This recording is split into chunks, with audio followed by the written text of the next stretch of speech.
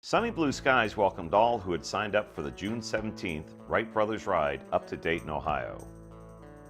As the riders pulled in and filled out the necessary paperwork, the anticipation to get a brief glance of historical events that took place in our own backyard that literally changed the world was on everyone's minds.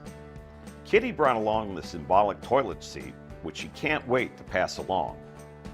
Fred Van Pelt and Rick Hyland were the leads for this ride, but Carl Schweikert took care of the briefing, including where we were going and how we were getting there. The first stop was the Wright Brothers Airport to see a modern replica of the first commercially produced aircraft, the 1911 Wright B modified flyer.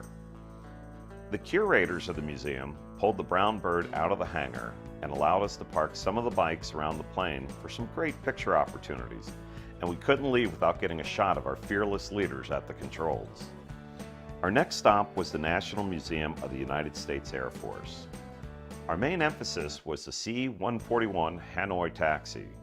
This plane airlifted the first American prisoners of war out of North Vietnam in February of 1973.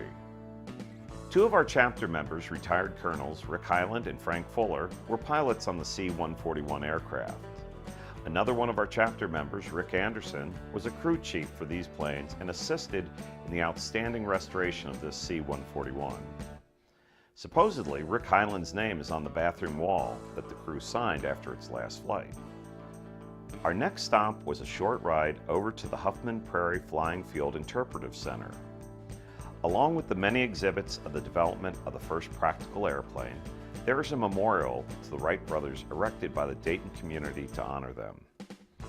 Looking out over the overlook, you can see where the Wright brothers made hundreds of test flights over this 84-acre pasture, along with the hangar where they stored the aircraft and the first type of catapult system to help in the launch of the plane.